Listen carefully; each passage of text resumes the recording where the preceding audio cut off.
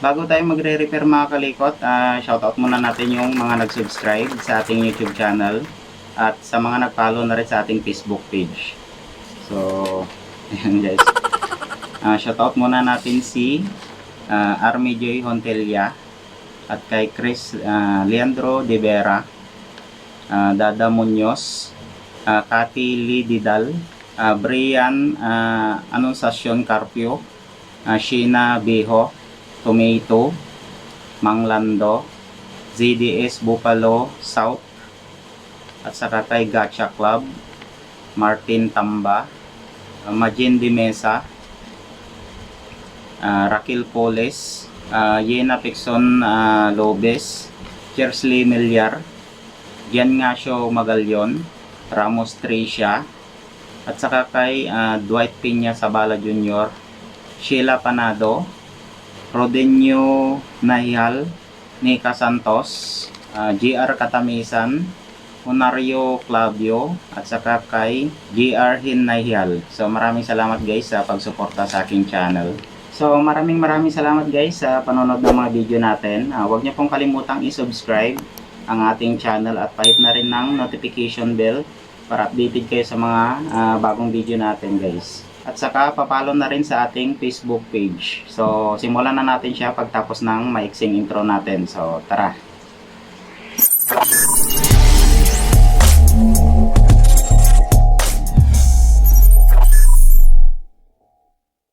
So ito na yung kakalikutin natin guys, isang stand fan electric fan at saka orbit fan at saka isang disc fan. So bali 3 piraso siya na isa na rin yung may-ari niyan mga kalikot. Tapos ang ginawa natin dito mga kalikot, binaklas na natin yung mga frame niya. Bali tinanggal na natin sa kanyang base. Pagsabayin na lang natin silang tatlo sa isang video. Pero unahin muna natin mga kalikot itong orbit fan kasi yun yung sabi ng may-ari. Ito mga kalikot, na-tester na natin to dun sa bahay ng may-ari. Bali open yung kanyang motor. Lagi ko naman sinasabi sa inyo mga kalikot na kapag nagtatanggal kayo ng mga wire, so kung hindi nyo siya kabisadong ibalik, mas maigi na picturean nyo siya or i-video para pag binalik na natin siya, mas madali na lang bago natin baklasin yung mga wire nya mga kalikot.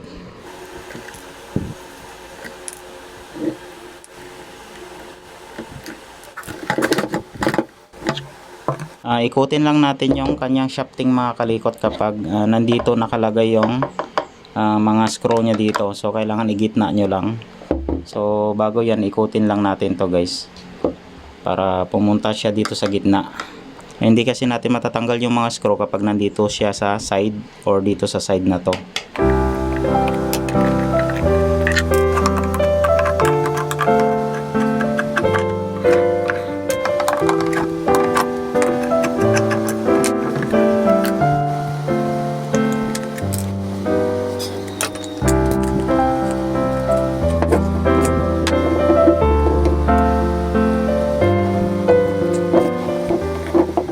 Mukhang malinis naman yung kanyang winding. So parang bago pa. Siguro na-open na yung kanyang fuse.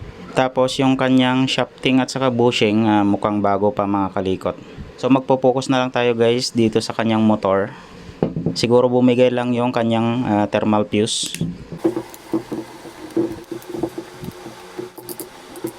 Tapos sa mga orbit fan din mga kalikot, kailangan maglagay tayo ng sign. Yan.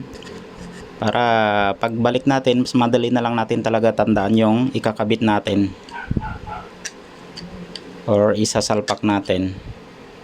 Yan, naglagay na tayo ng parang guide natin. Tapos tandaan nyo rin guys kung saan lumabas to. Itong wire nya. Kaya naglalagay tayo ng sign natin or palatandaan para alam natin kung saan nakalabas yung wire at kung saan nakapwesto yung ating stator. Yan, kaya naglagay tayo ng ating marking or palatandaan para pagsalpak natin, mas madali na lang natin siyang isalpak or ikabit. Ayan, kape muna tayo guys, nakakantok. Yan, baklasin na natin yung kanyang motor. Dito kasi sa ating ginagawa, na-tester na natin siya. Kaya hindi ko na siya tinester. Pero pwede ko rin siyang testerin mga kalikot para at least alam nyo rin. So ayan guys, oh, wala siyang reading kahit yung isang wire nya. Hindi pumapalo yung ating tester. So open itong kanyang winding. Ngayon hanapin na lang natin mga kalikot yung kanyang fuse. Yun lang naman lagi bumibigay. Ang problema lang naman guys, kapag na-open yung kanyang fuse, okay lang sana kung open lang siya. Mayroon din kasi yung puputok talaga mismo yung thermal fuse. Pag putok niya, kasama ang kanyang winding na masusunog. So yun yung malalang problema kapag nasama sa putok yung winding niya mismo. So baklasin muna natin guys yung kanyang fuse or hanapin natin siya. So mahahanap nyo yan guys, mayroon yung ibang fuse na nakalabas na nandito, kung baga nakaseparate na. Yung iba naman sama-sama sila dito sa mga insulator.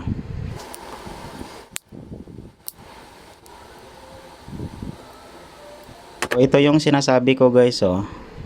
Sobrang linis ng kanyang motor or yung kanyang winding, pero pagdating dito sa malapit sa fuse, ayan, sunog nga yung kanyang winding. So may naputol na dalawa, ayan, oh. Ayan guys, oh, yung parang hibla na dalawa, ayan, oh.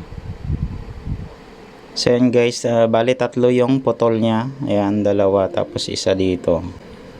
So check natin kung magawan pa natin siya ng paraan. Hindi pala bumigay yung mismong fuse nya, ang bumigay pala yung kanyang winding. Dito banda sa nakakabit sa kanyang fuse, yun yung bumigay. Kung baga yun yung pumutok, pero yung mismong fuse nya hindi siya pumutok or na-open. Kaya try natin guys na ibalik yung kanyang winding, yung mga naputol. Tapos check natin kung pwede pa siya. Kaso dito guys, mukhang may kuwan na siya, bakat ng nasunugan, pero parang kulay lang naman. Hindi ko lang alam kung tumagos yung kanyang sunog doon sa mismong magnetic wire. Pero try lang muna natin guys, idudugtong ko muna yung mga naputol. Tapos ito yung kanyang fuse mga kalikot, oh. Ayan, oh, may reading siya. Ibig sabihin yan buo. So ang bumigay lang yung kanyang mismong winding. Sinubukan natin guys, pinagdugtong yung mga naputol na magnetic wire. So try natin na testerin kung okay yung dinugtong natin. So sana okay siya, kasi may bakat ng sunog dun sa mga ibang magnetic wire nya. Pero nilinisan ko siya, hindi ko lang alam kung tagos yung sunog dun sa kabilang magnetic wire. So ayan guys, may reading naman. Ayan. So sana okay siya. Balik kabit muna natin siya mga kalikot. Ayan. Symbol na natin siya mga kalikot. Lagyan muna natin ng oil. So hindi na natin siya baklasin kasi malinis pa naman yung kanyang bushing shafting. Mukhang bago pa naman. So, kung saan yung palatandaan nyo guys, doon nyo rin isasalpak yung kanyang stator, yung mga ginawa nating marking.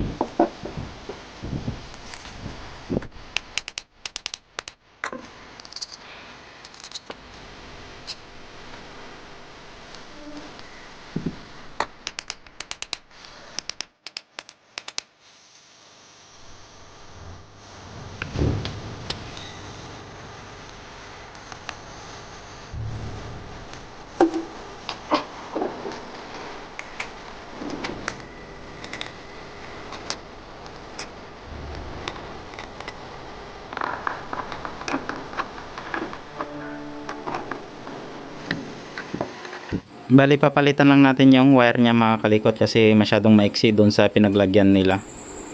Nakabubida na kasi siya, eh. So pahabain na lang natin konti.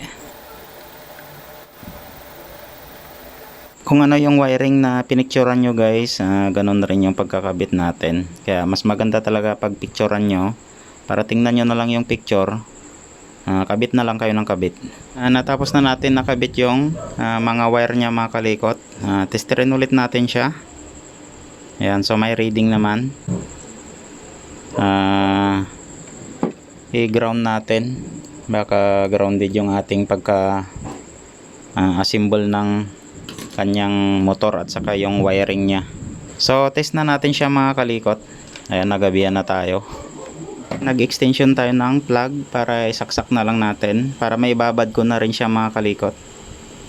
Try na natin siya. Ayan, pinadaan ko sa ating switch kasi nag-aalangan ako dun sa parang sunog dun sa magnetic wire na nagkulay itim. Sana hindi naapektuhan yung kanyang magnetic wire dun sa nasunog na yun. So try na natin siya mga kalikot. Ayan, so okay. Okay yung pagkadugtong natin dun sa pumutok na magnetic wire nya. So mamaya guys, ibabad natin siya na nakaandar para ma-check natin kung okay yung kanyang motor or okay pa yung winding ng kanyang motor. Ibabad natin siya mamaya. A few moments later. So yan guys, mga ilang minutes na rin na umaandar siya. Medyo may mainit nga lang konti. Pero okay naman na hindi naman pumutok or nasira yung kanyang winding nung pinapagana natin siya. So siguro okay naman siguro yung kanyang motor. Bali ipipix ko na lang mga kalikot yung kanyang swing. Ayan, dito sa likod. Test ulit natin siya mga kalikot na nakalagay na yung kanyang swing. Ayan. So okay na siya mga kalikot. Tapos ilang minutes na rin guys na nakababad na nakaandar siya. So okay naman. Medyo mainit lang konti. So siguro normal lang kasi wala yung kanyang pinaka fan. Isa rin kasing nagpapalamig yung kanyang fan kapag nakakabit siya. So okay na siguro. Proceed tayo ulit sa isang unit mga kalikot. The next day. Proceed ulit tayo guys dito sa electric pan na inayos natin, yung 3 piraso. Testerin muna natin siya kung okay yung kanyang motor. Ayan, so may reading naman. Ayan. So ibig sabihin okay yung kanyang motor mga kalikot. Baklasin na lang natin siya kasi nung pinapaikot ko to guys, ayan, mahigpit yung ikot nya at saka tumutunog. Tapos ayan may alog na yung kanyang bushing shafting. So baklasin muna natin yung buong motor mga kalikot para ma-check natin maigi kung ano yung problema nya. Pero doubt na tayo dito sa bushing shafting nya, ipit na siya. So baklasin muna natin siya mga kalikot. A few moments later. So ayan, dahan-dahanin lang natin mga kalikot kapag ganito yung binabaklas natin, lalo na kapag malutong na yung mga panali niya. Ayan, natanggal na.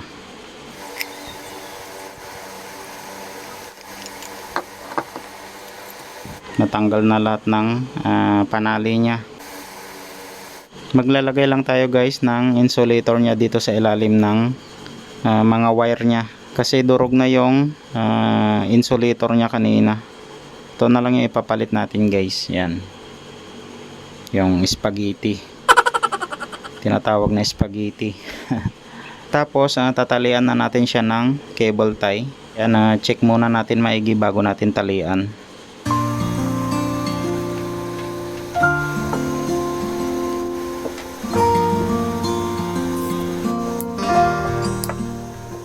Natapos na natin siya na talian mga kalikot. Tapos ang check na lang natin dito guys yung kanyang bushing shafting. Testerin ulit natin guys yung kanyang motor kung okay yung pagkatali natin kanina. So yan guys, may reading naman. Yan. So okay naman mga kalikot. Dito sa kanyang shafting bushing mga kalikot, ayan, medyo may alog na siya. So kailangan natin to palitan mga kalikot kasi pag hindi natin to pinalitan, iipit siya or ma-disalign. Malaki yung awang niya. A few moments later. Nung natapos natin siya nalinisan mga kalikot, mas malaki pa pala yung gap niya dito sa likod, oh. Kaya mahirap to mag-start. Maiipit siya kahit dito sa harap. Ayan, may konting gap siya, oh. So update ko na lang kayo guys kapag napalitan na natin siya ng bushing shafting. Bibilan muna natin siya. A few moments later. So dito na tayo guys sa pangatlong unit natin. Testerin muna natin siya. So may reading naman yung kanyang motor. So okay pa yung kanyang motor mga kalikot. So ayan, ipit lang yung bushing shafting niya. Yan. Baklasin na lang natin siya mga kalikot.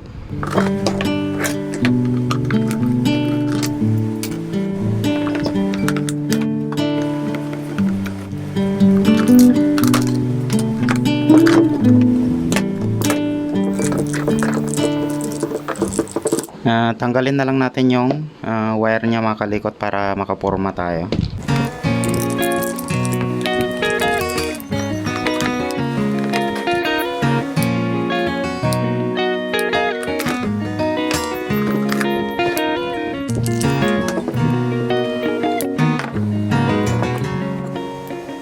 So yan guys, malutong na rin yung kanyang cable tie. Kaya dandaanin lang natin sa pagtanggal. Talian muna natin ng cable tie mga kalikot yung kanyang mga wire kasi malutong na yung dating tali niya.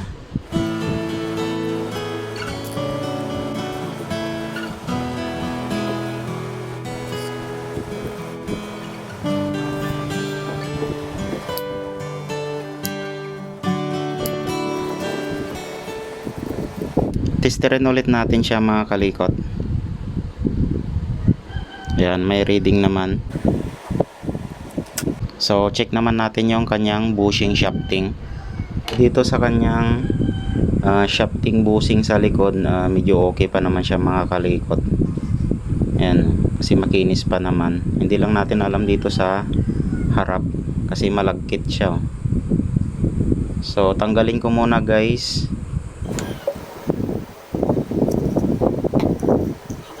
Yan, gasolina yung pinang panglinis natin.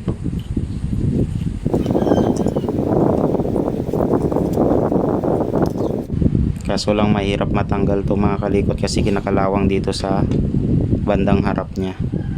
So lihain muna natin siya mga kalikot para matanggal natin dito sa kanyang bushing. So kailangan lang guys yung mapino lang yung pangliha natin para hindi masyadong gagaspang yung shafting na nililiha natin. A few moments later. Dito mga kalikot sa bandang harap niya, yan, masyadong maalog siya. So kapag binalik natin to, baka magkakaroon tayo ng back job. So papalitan na lang natin siya ng bushing shafting mga kalikot. Ayan, oh, laki ng alog niya. Bali update ko na lang kayo guys kapag napalitan na natin siya ng or nabilan na natin siya ng shafting bushing. So bali dalawang shafting bushing ang papalitan natin doon sa isang desk pan at saka dito sa stand pan. So yung isa natin kasi okay na yon yung orbit pan natin. Okay naman lahat ng mga motor niya, dito lang sa shafting bushing nagkaroon ng problema. So update ko na lang kayo guys. The next day. Update tayo mga kalikot dun sa tatlong ginagawa nating electric pan. So napalitan na natin siya ng mga bagong shafting at saka bushing. Yan, pares yan, yung mga bushing nya. Hindi pwedeng magpalit kayo na isa lang. So kailangan dalawa na dalawa, lalo na pag bago itong mga shafting natin. Yan. So bali kabit na lang natin siya mga kalikot. Itong disc pan muna yung unahin natin mga kalikot. Naayos naman natin yung kanyang motor. So bali kakabit na lang natin yung kanyang shafting bushing. Unahin muna natin guys ikabit yung kanyang bushing. Tapos itong mga kalikot, nilinisan na rin natin siya. Nilinisan natin siya kagahapon. Kaya ready to salpak na lang yung gagawin natin. Kapag nag-cleaning naman kayo guys, magandang pang cleaning yung gasolina. Mas mabilis matunaw yung dumi. Tanggalin muna natin yung lock nya bago ikabit yung mga bagong bushing natin. Kapag nagpapalit tayo guys ng shafting, check nyo rin kung same lang sila. Check nyo kung may mga slot siya dito.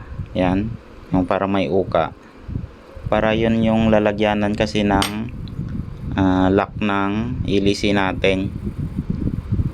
Yan, ganyan. Tapos yung haba naman guys, okay lang naman kahit mas mahaba konti. Basta wag naman masyadong mahaba. Kung maiksi naman, basta wag lang masyadong sobrang iksi naman ng shafting nyo. Yung konti lang yung diferensya nya lang, pwede na yun. So kagaya nito guys, siguro mga half inch yung haba nya, yung kulang ng haba nya.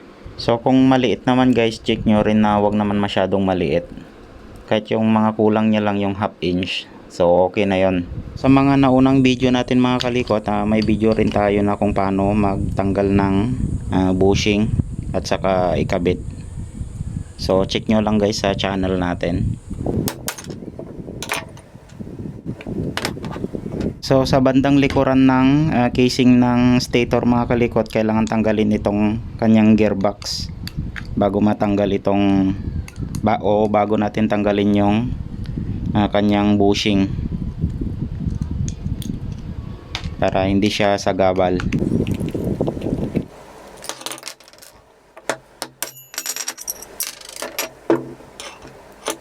Tapos tanggalin ulit natin tong mga lock nya. Maganda niyan guys, may pang sikwat kayo. Ayan yung malit na Barita Cabra natin. Magandang pang sikwat sa mga ganitong lock ng electric pan. Ayun, tumalsik na. So yun guys, mas madali lang siyang tanggalin kapag may pang sikwat tayo na ganito. Pero pwede naman kayo gagawa ng DIY na ganitong pang sikwat.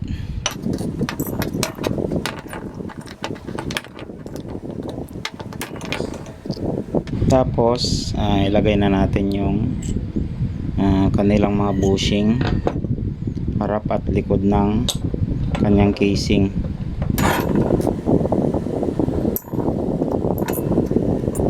Yan, kapag nilock na natin siya mga kalikot, kapag may flat screwdriver kayo, yan dahan-dahanin nyo na ilubog pa ikot.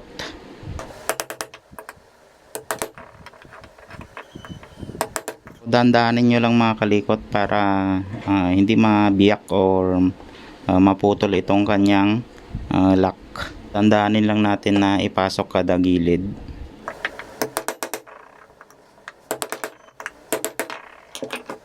Naipasok na natin yung kanyang lock mga kalikot. So ganyan siya.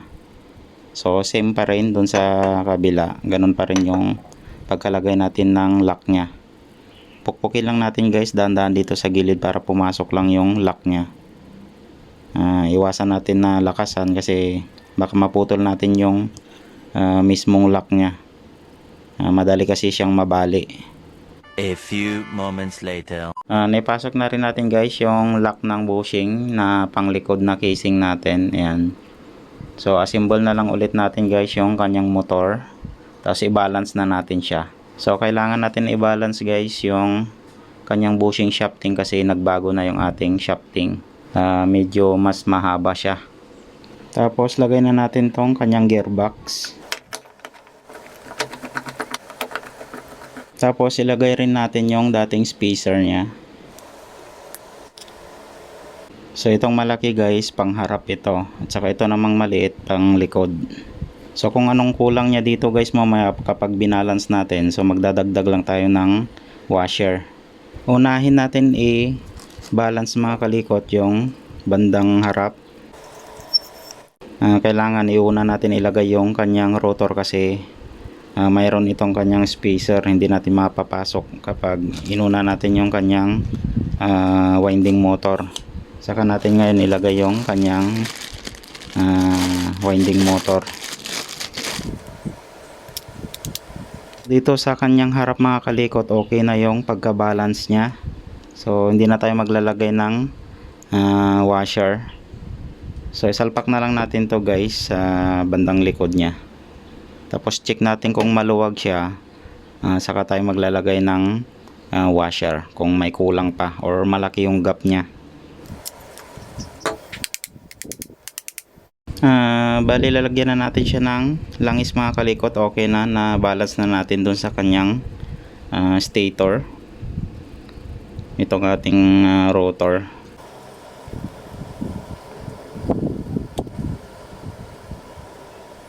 Nako, nasobrahan ko ata ng langis.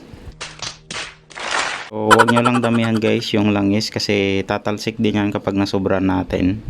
Pupunta dun sa ating winding motor, so baka masira pa yung ating winding.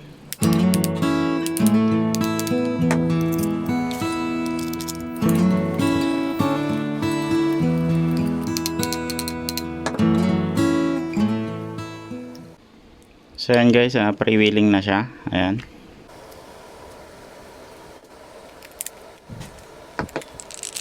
Testerin ulit natin siya mga kalikot. Nabuo na natin lahat.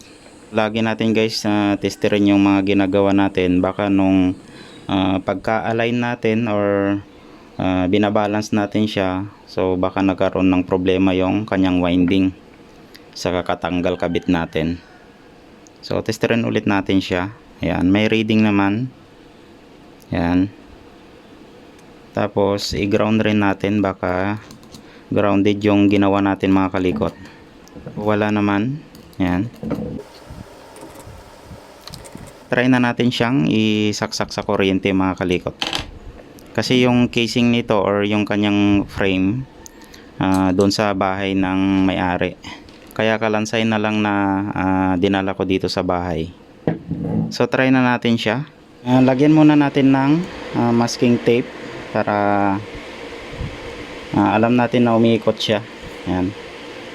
Hindi kasi malata sa camera natin kapag wala siyang masking tape. Parang ito na yung pinaka-ilisi natin. Para ma-check lang natin kung malakas pa yung ikot niya. Plug na natin siya mga kalikot. Kapag nagsasaksak kayo ng ganito mga kalikot, ingat rin kayo, baka makuryente kayo. O sana wag nyo munang gayahin tong ginagawa ko. Ang gagawin nyo na lang, ihinang nyo na lang dun sa mismong switch nya para hindi kayo makuryente. Baka ganito yung gagawin nyo, so hindi advisable na gagawin nyo to yung ginagawa ko. So ang unahin natin guys, pag nagtatrabaho tayo, yung safety. Yun yung importante sa lahat, yung safety tayo. So wag nyo na lang gayahin guys yung ginagawa ko. So test na natin siya mga kalikot.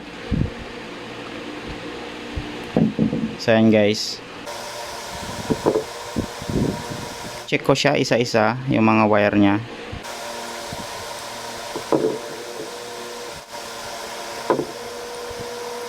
Yan, so okay na yung ginawa natin mga kalikot. Proceed ulit tayo dun sa stand fan, electric fan natin. So last na yon dun sa tatlong ginawa natin. So okay na yung dalawang ginawa natin mga kalikot. Dito na tayo guys sa pangatlong electric fan natin, yung stand fan.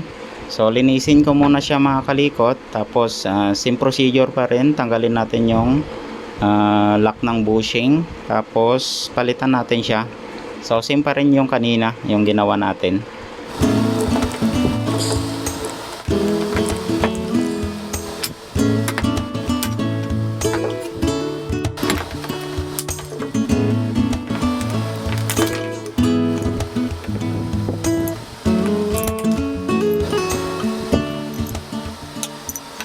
Linisin ko muna guys yung casing ng kanyang motor. Tapos same pa rin, ilalagay ulit natin yung bushing nya dito. Kapag bali-bali ko yung kanyang lock mga kalikot, pwede nyo naman ayusin. Yan, i-flat nyo lang siya. Dapat ganito siya ka-flat. Yan, bago natin ibalik yung kanyang lock at saka yung kanyang bushing. So, same procedure pa rin. Pukpukin lang natin ng dahan-dahan paikot hanggang sa lumapat siya dun sa baba. Kung mas madali niyan guys, unahin nyo muna ipasok yung kabilang side. Yan, ipasok nyo na. Saka nyo dahan-dahanin na pukpukin kada gilid hanggang sa pumasok yung mismong lock nya.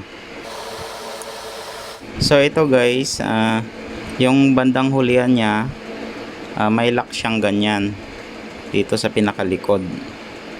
Kaso wala tayo yung naka-engrave na ganito.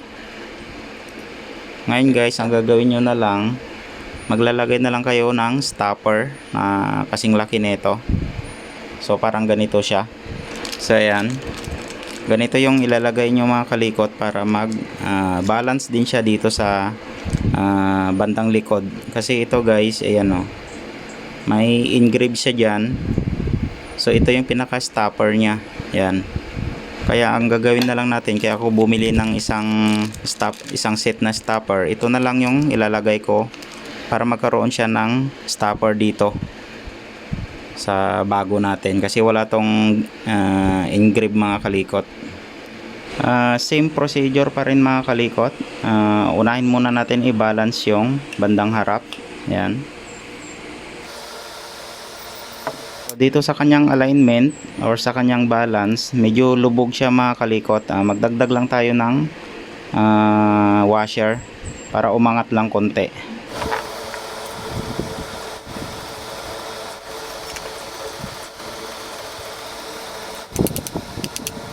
Tapos lagyan na rin natin siya ng stopper. Yan. Tapos ito naman bandang likod yung i-balance natin. Bali bawasan lang natin konti yung kanyang spacer na nilagay kasi medyo sobra siya. Ipit na yung kanyang shafting kapag hinigpitan. Bawasan muna natin siya mga kalikot. Babawas lang tayo dito guys ng konti dito sa ating spacer kasi masyado siyang mahigpit. So matatansya nyo naman yan kapag inassemble nyo siya. So diskarte nyo na lang kung gaano kakapal yung ibawas natin. A few moments later. Nabawasan na natin siya mga kalikot. Try ulit natin. Kapag nagbabawas kayo ng spacer mga kalikot, mas maganda kapag medyo sobra nyo konti lang para pwede nyo siyang malagyan ulit ng washer. Mas maganda kasi kapag malagyan ng washer kasi mas madulas yung ikot nya kaysa yung stopper kanina or yung spacer natin. Medyo malagkit kasi plastic siya. Ito makintab na plastic o hard plastic siya, kaya mas madulas yung ikot nya. So ayun siya guys, may allowance siya. Kaya maglalagay tayo guys ng washer doon sa bandang likod para mas madulas kasi itong mga kalikot eh.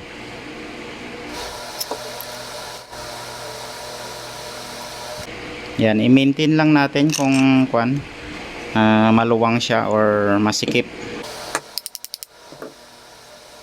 So katulad yan guys, masikip na siya. Magbabawas ulit tayo ng washer.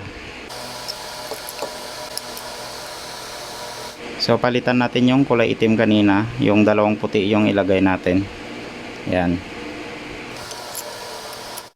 Kasi kapag nagkakabit tayo ng spacer at saka yung washer mga kalikot, try and error yan kasi hindi natin alam kung mahigpit or maluwang. Kaya baklas kabit tayo. So try ulit natin. So yun guys, pre-wheeling na siya. So okay na mga kalikot, lagyan ko na lang siya ng langis tapos assemble ko na or ilak ko na dito. A few moments later. Tapos talian na rin natin to guys para hindi na magalaw-galaw. Kasi mamaya lulutong yung mga cable tie nya doon sa loob tapos hindi to nakatali. tapos baka mahugot-hugot nila to sa labas, wala na, finish na. Wala na, finish na. Baka mabaklas siya doon sa kwan, sa mga magnetic wire niya, baka magkahiwalay yung wire at saka yung magnetic wire.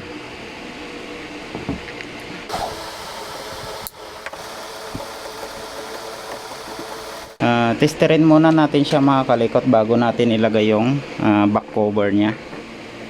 Siyempre nagalaw-galaw natin yung motor niya, baka mamaya nagkaroon ng problema. So may reading naman yan, so okay siya mga kalikot. Test pa pala natin siya kung grounded siya sa body niya. Yan, so okay naman. So lagi nyong testerin guys para sure yung gawa natin.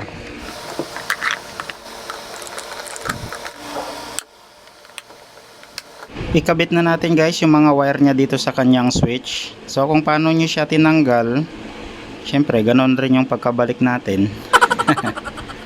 Ang mas maganda guys, kapag hindi nyo kabisado yung color coding niya, picturean nyo para pag ibalik nyo na, kabit na lang kayo ng kabit kasi madali na lang, kasi titingnan nyo na lang yung picture. Ang haba no? Haba ng paliwanag eh. Will you please repeat it?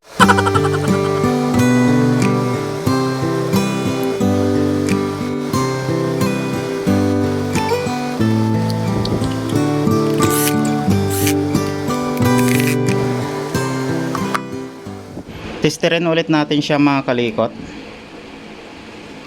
Final test. So switch na natin. Ayan. So may reading naman siya.